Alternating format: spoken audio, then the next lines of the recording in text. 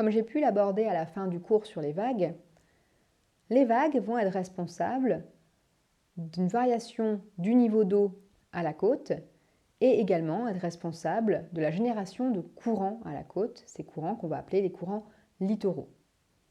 On va parler de ça aujourd'hui. Alors tout d'abord, les niveaux d'eau générés par les vagues. Les vagues se trouvent à le niveau moyen, déjà, partons du niveau moyen. Le niveau moyen, qu'on appelle en anglais le still water level, SWL, le still water level, le niveau de plan d'eau. Ce niveau de plan d'eau va correspondre à quoi? Il va correspondre au niveau moyen au large, qui doit prendre en compte du coup la marée astronomique, mais également la marée météorologique, tout ce qui est phénomène de surcote. On verra ça en TD, un surcote des côtes lié à la pression atmosphérique, aux fluctuations de pression atmosphérique. Donc ça va être votre niveau moyen au large, le still water level.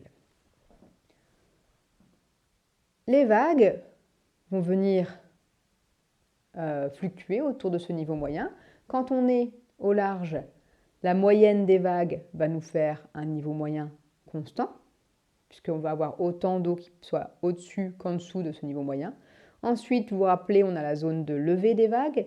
Elles vont peu à peu devenir de plus en plus grandes et peu à peu se raidir. Et en se raidissant, elles vont créer finalement une zone très raide et très fine au-dessus du niveau d'eau et une zone qui va être plus longue et plus basse en dessous le niveau moyen de l'eau, contribuant ainsi à diminuer le niveau moyen. Le niveau moyen de l'eau à chaque emplacement étant modélisé ici par le trait bleu. Le trait bleu correspond à une moyenne qu'on ferait à chaque endroit ici, à chaque position cross-shore. Cross-shore signifie à chaque position en travers de la côte. Donc ça, c'est la moyenne qu'on ferait du niveau d'eau en chaque position cross-shore, donc vous avez en bleu. Et puis en pointillé ici noir, vous avez toujours le still water level, le niveau du plan d'eau au large. Donc vous voyez qu'en dessous le déferlement, on va avoir un niveau légèrement inférieur au still water level qu'on appelle le set down. Alors, le set down est très petit, il est de l'ordre de quelques centimètres maximum. En revanche, au niveau de la côte, qu'est-ce qui se passe? Vous allez avoir les vagues qui vont déferler et elles vont amener des paquets d'eau, des paquets de mer vers l'avant.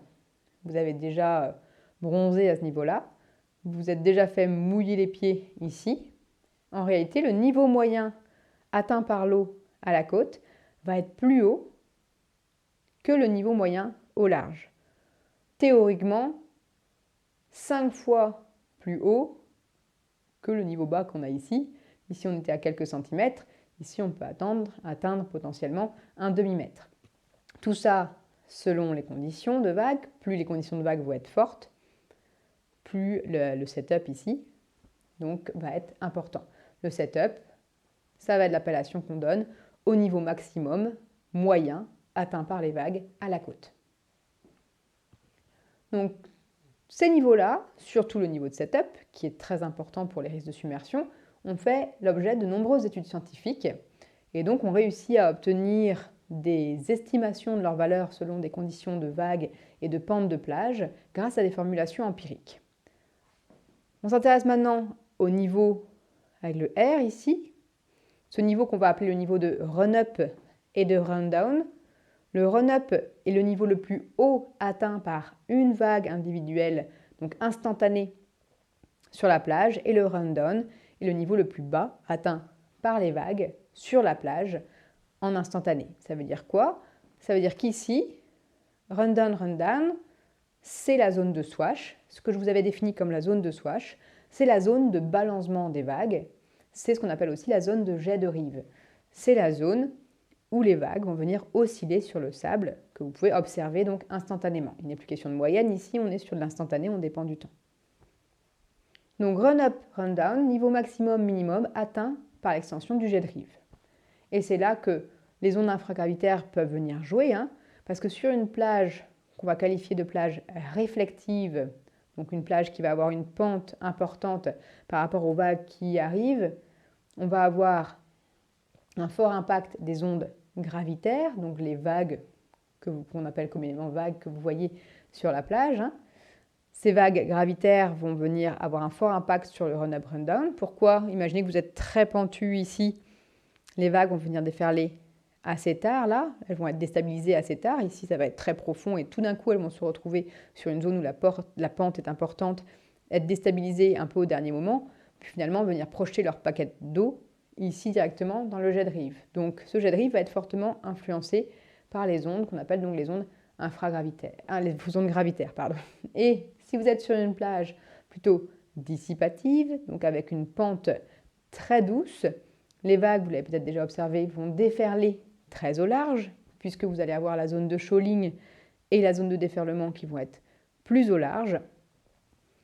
Finalement, toutes les vagues gravitaires auront eu le temps d'être dissipées par déferlement avant d'atteindre la côte. Et arrivé à la côte, il ne restera plus que la partie qui n'est pas déferlée, c'est la partie liée aux ondes infragravitaires que nous verrons en cours. Donc il existe pas mal de relations empiriques pour venir déterminer le run-up et le set-up. Ici, je vous en donne plusieurs qui sont liées au run-up R pour avoir le niveau vraiment maximum atteint.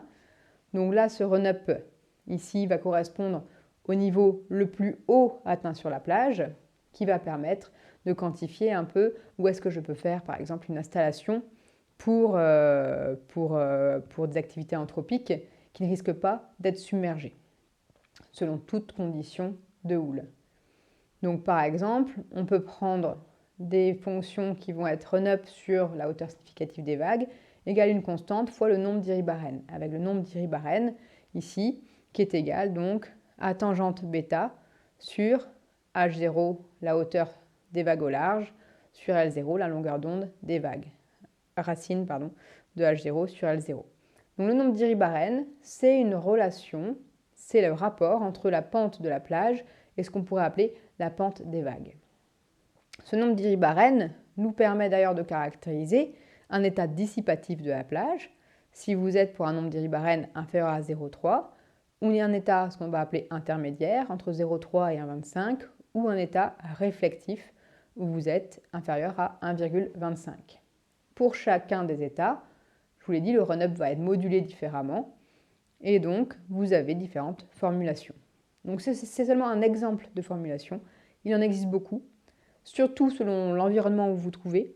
Là, ce sont des formulations qui ont été calibrées pour des plages sableuses en océan ouvert, donc ça ne correspond pas par exemple à des plages de fond de rade, ça ne correspond pas non plus à des estuaires ni à des plages de galets. Donc il faut se remettre toujours avec des publications et essayer de trouver des relations qui correspondent au cas qui vous intéresse. Donc voilà pour les niveaux d'eau à retenir. Set down, set up, des niveaux moyens, bas sous les déferlements, haut à la côte, et run up, run down, extension, maximum, minimum vertical du niveau d'eau dans le swash. Et donc les vagues vont également générer des courants. Si vous venez, comme je le disais, jeter des paquets d'eau sur la plage dans votre jet de rive, cette eau va bien falloir qu'elle s'en aille. Elle ne va pas continuer à monter indéfiniment. Donc vous avez un flux, un transport de masse d'eau qui se fait vers l'avant. Il faut bien que cette eau reparte. Pour repartir, qu'est-ce qui va se passer? Elle va suivre tout simplement la plus grande pente. Elle va être soumise à la gravité, donc elle va glisser, créer ainsi un courant. Ce courant, ça va faire un courant de retour, un courant qui revient, qui va dans le sens inverse de la propagation des vagues, qu'on va appeler l'undertow en anglais. Donc ce courant de retour qui se fait sous les vagues et qui va permettre d'équilibrer entre déferlement, masse d'eau qui arrive vers le haut et qui repart en arrière. Donc on a ainsi un équilibre des transports qui se font d'avant en arrière. Ce jet de rive, là, en repartant, va pouvoir transporter du sédiment avec lui. Donc on va ramener par exemple du sable en arrière, ou on va ramener des galets en arrière. Et au final, la quantité d'eau qui va réussir à grimper sur la plage, plus la pente est importante, moins on arrive à grimper haut, mais plus la descente est forte, donc plus on a une vitesse importante dans le courant de retour, donc plus on a une capacité de transport du sédiment. Dans ce cas-là, on va éroder la plage jusqu'à ce qu'elle soit plus dissipée la plage, et une fois qu'elle est plus dissipée, l'eau va peut-être aller plus loin, mais avec moins de force pour le retour, puisque la plage est moins pentue, et peut-être elle aura moins de capacité à ramener du sédiment avec elle. Donc, plus le sédiment est grossier, plus on va réussir à garder une pente importante de la plage, mais plus le sable est fin, plus on va être sur une pente très dissipative de la plage. Et donc, une fois que vous avez ce courant de retour, donc ça c'était dans le cas où on est totalement cross-shore. Vous vous rappelez, cross-shore ça veut dire en travers de la côte, ça veut dire perpendiculairement à la côte. Là j'ai une découpe. Imaginons maintenant que mes vagues arrivent avec une certaine incidence à la côte. Donc ici je regarde vue du dessus.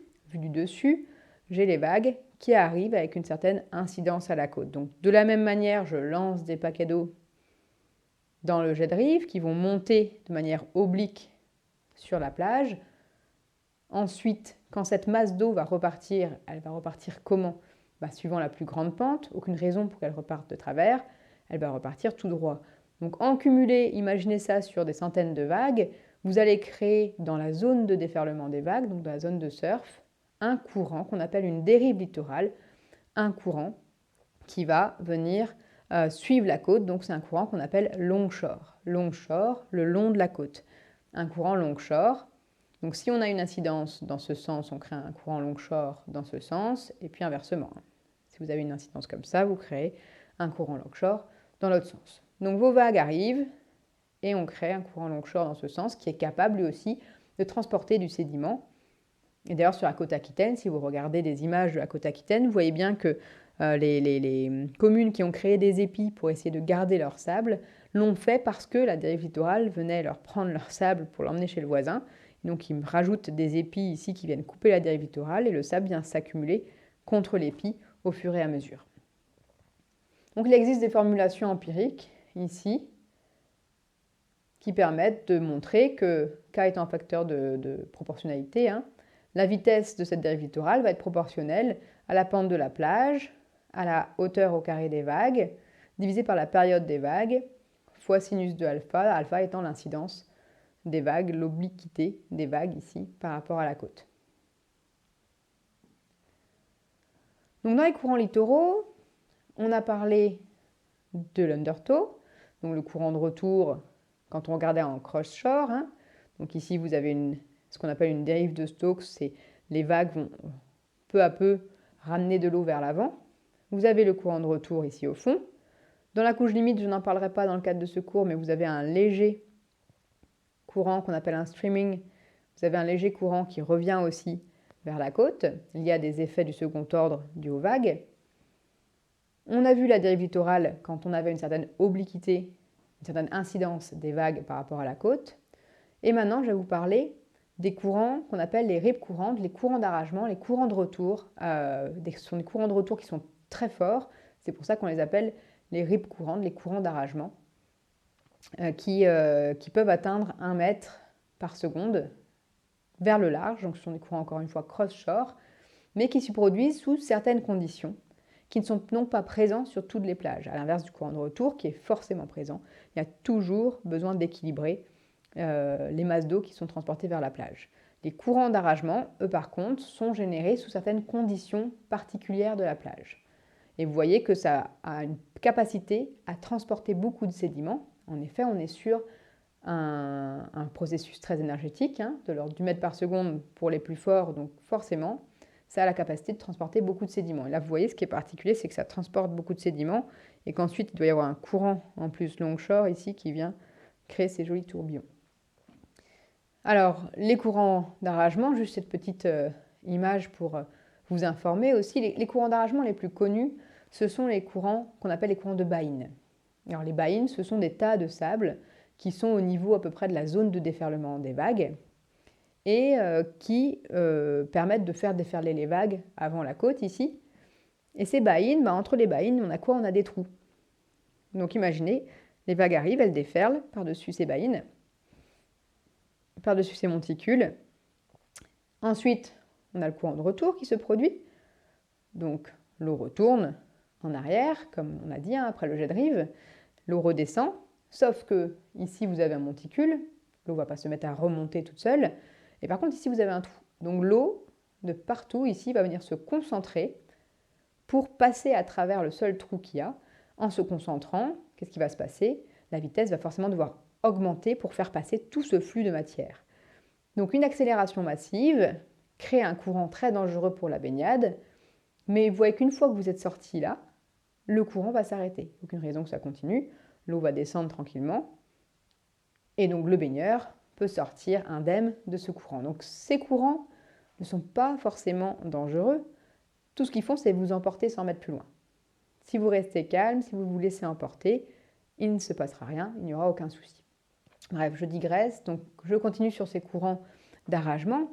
Donc le principe du courant d'arragement, comme vous l'avez compris, c'est qu'on a un flux d'eau qui est bloqué à un endroit, là vous voyez, et qui va venir nourrir notre cou, là le rip neck, le cou du courant d'arragement, pour venir participer, renvoyer en arrière de l'eau, plus loin.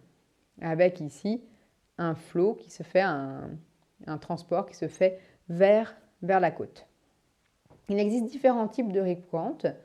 Je vous laisserai jeter un œil à cette publication là de Bruno Castel en 2017 qui montre les différents mécanismes de forçage des rip courantes.